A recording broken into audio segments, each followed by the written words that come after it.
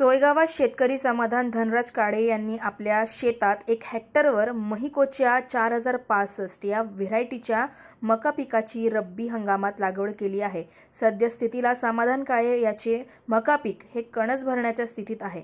मात्र मका पिकात खोडसडचा प्रादुर्भाव जलद गतीने वाढत असून उभे मका पीक हे वाळून जात असून शेतकऱ्याचे मोठ्या प्रमाणात नुकसान होत आहे। याचाच व्हिडिओ हतबल झालेल्या शेतकऱ्याने माध्यम प्रसारावर व्हायरल केला आहे। नमस्कार मित्रांनो, मी समाधान काळे, राहणार सोयगाव, तालुका सोयगाव, जिल्हा संभाजीनगर। व्हिडिओ बनवण्याचं कारण असं आहे की ही रब्बी मक्का आहे, उन्हाळी मक्का लागवड आहे, महिकोची 4065। इथे आता कणस भरण्यात आहे, पण प्रॉब्लेम असा आहे की आता कणस पक्क्या वयावर आहे, ऐनीच्यात खोडाळी पडली।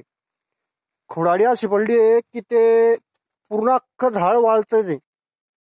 तर तुम्हाला एक डेमो दावतो मी त्या झाडांचा। चला तर, झाड पूर्णपणे असं सुकावून जातंय, म्हणजे शेतकऱ्यांचं इतकं हे चालू आहे। ते पहा, आता हे झाड आहे, हे झाड पडलेलं आहे, कणूस पण आहे त्याला, पण खोडसड झाड आहे। तर ऑटोमॅटिक झाड असं आहे की खोडसड चालू आहे, काहीच नाही। महिकोची मक्का आहे 4065, खोडा ताळी डायरेक्ट, खोडसड आहे पा, खोडसड आहे डायरेक्ट, आळी। हा प्रॉब्लेम फक्त महिकोच्या मक्कालाच येतोय। 4065 मक्का आहे। आता हे झाड आहे, आता हे पा पूर्णपणे सुकलं, कणूस पण आहे पण आता सुकालंय पूर्ण। 4065 मक्का आहे महिकोची। आता हे झाड चांगलं आहे आणि ऑटोमॅटिक सुकलंय। आता हे झाड पा, त्यात पटाय की ती आळी पडली,